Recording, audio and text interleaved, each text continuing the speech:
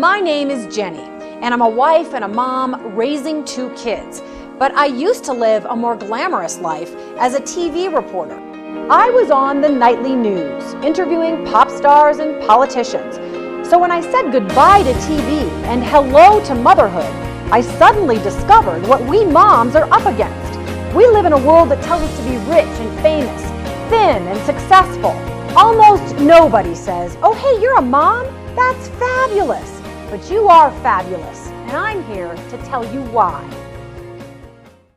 Hello, everybody, and welcome to the Channelmom Show, where we are celebrating you.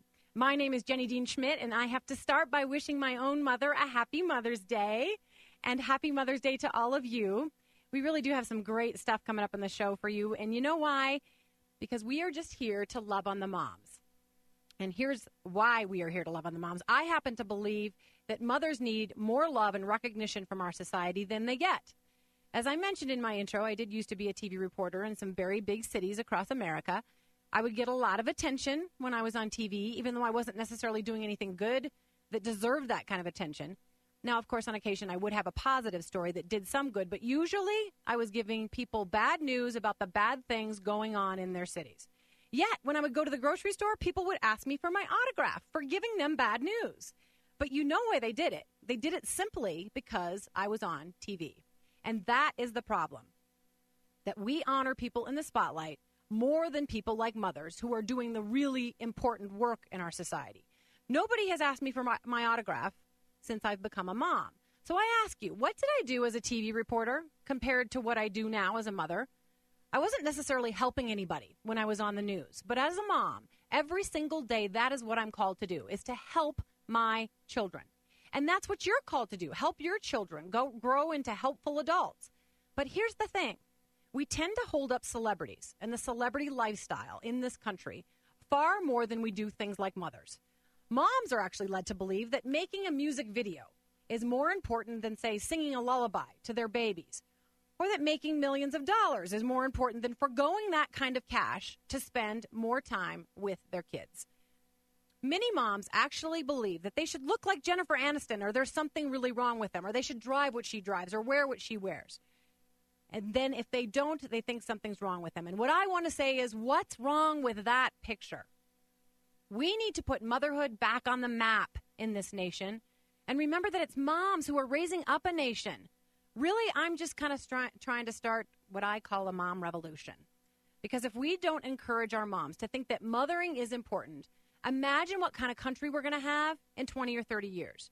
In fact, over the last few decades, experts have pointed out increasing problems among our children, including drug use, school failures, violence, and STDs, things on the rise. And these same experts point out that kids' problems are increasing as parenthood becomes less and less important in our culture, when we put the emphasis on other things. But moms who take parenting seriously have some scary competition. A recent survey by George Barna found that 7 major cultural influences impact our kids. And I want to see if you can guess what they are. I'll give you a moment. I wish I had that little music. These influences are TV, movies, music, which does include the radio and iPods, the internet, books, government, and finally, family.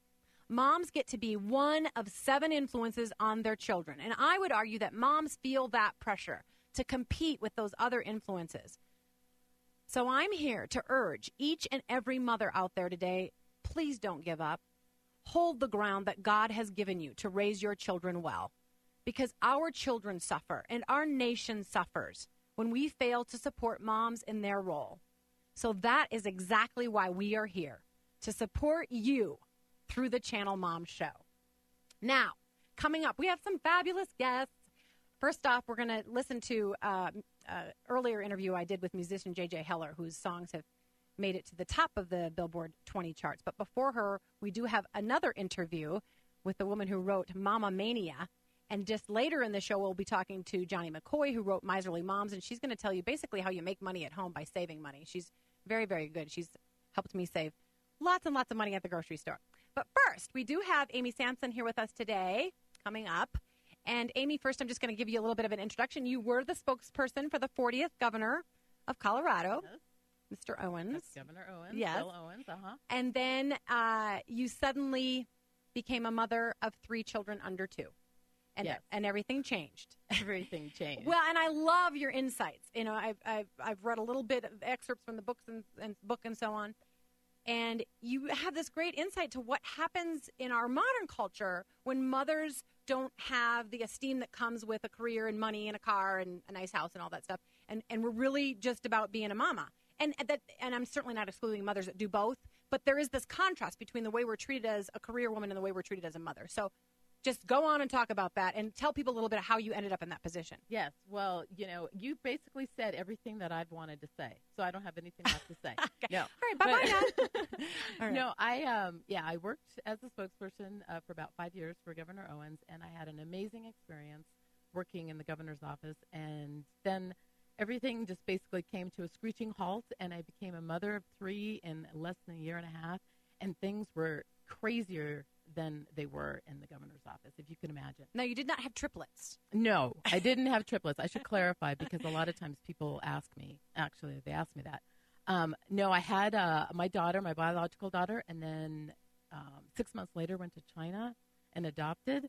And then a year later, when we came back, we had our son. Mm-hmm. So that's how the progression happened. Mm-hmm. We were told we weren't able to have children. So, you know, you hear the story, you go down the path of adoption, you end up having, you know, your own biological kids. Mm-hmm. So that's how it happened. And we have beautiful children. They're now 5, 7, and 7.5. Oh. My oldest daughter, her birthday's next week. She's going to be 8. And it's been an amazing journey. But I have to say, it's been rough. You know, I went from 24/7 job in the marketplace to 24/7 job at home. Mm-hmm. And instead of answering reporter calls in the middle of the night, I was nursing an infant. Mm-hmm. And, you know, it didn't change. The 24/7 did not change. But the recognition, like you're talking about, and the kudos and those types of things, the value people place on you changed dramatically. And we put so much emphasis on making money, and the women that stay home with their children, or even fathers that stay home with their children and don't get paid, aren't recognized for the amazing work that they do. Sure.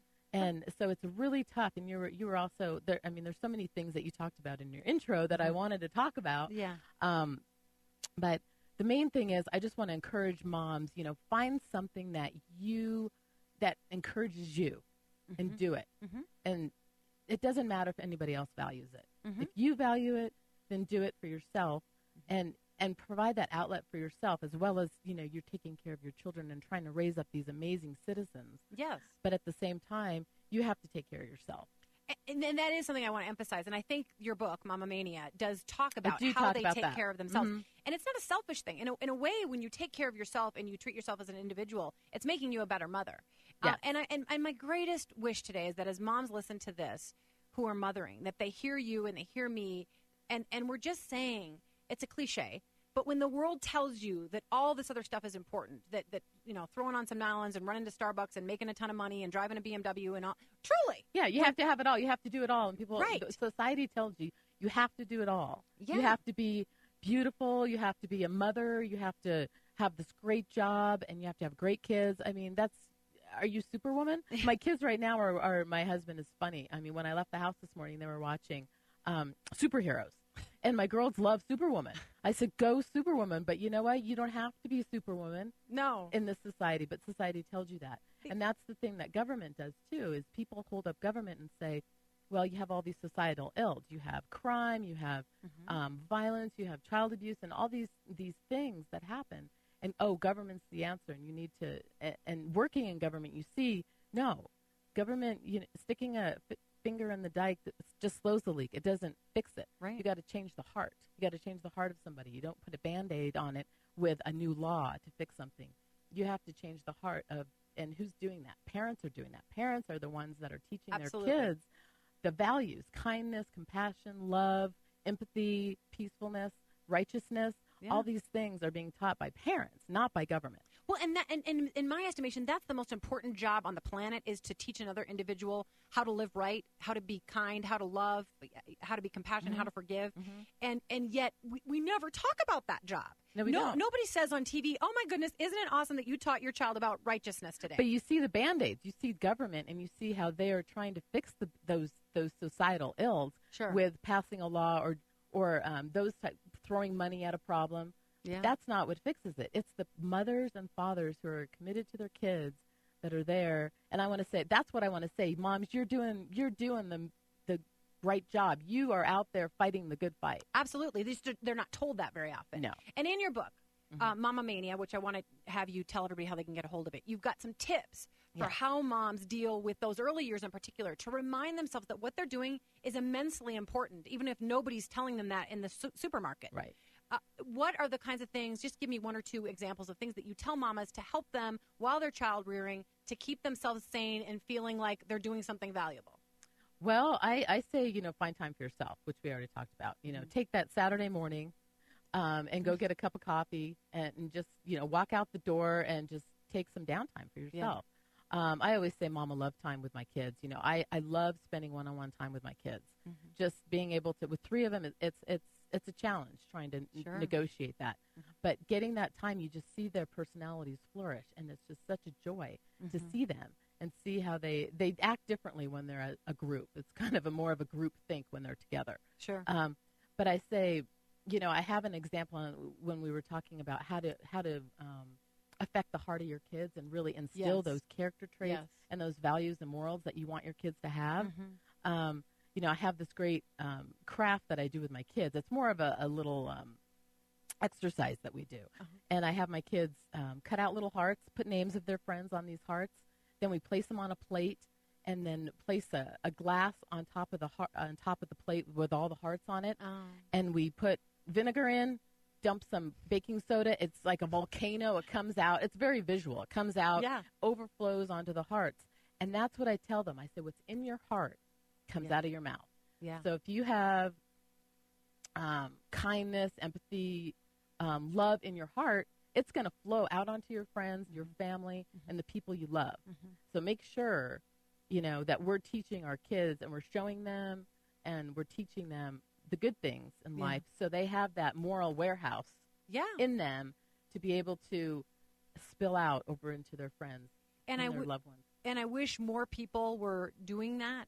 I'm just so aware when I flip on the TV or when I go to a movie that nobody's really saying, hey, do what Amy does and teach your kids about how love and what is in the heart spills out and how you teach child righteousness. And I whenever I have those teachable moments, I really do try to sit down and I just want to empower other mothers to do the same thing. Like, look, this isn't just something that you can solve by sitting somebody in front of a TV show or walking away.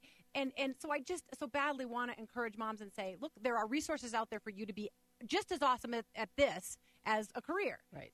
Which is not to say that they're mutually exclusive. I just, I would love to empower them in their motherhood. But we've got about a minute left. I want you to tell people how to get a hold of the book. Well, you can you can get them anywhere books are sold. Amazon.com, Barnes & Noble. You can go on my website and buy it. It's mamamania.org, O-R-G. And that's the way you can get my book, anywhere. Amy Sampson, you're fabulous. Thank you so much for being here today. Thank you for having me, and happy Mother's Day. Happy Mother's Day to you, too, and to everybody out there. This is the Channel Mom Show, and coming up next, we have an interview with J.J. Heller.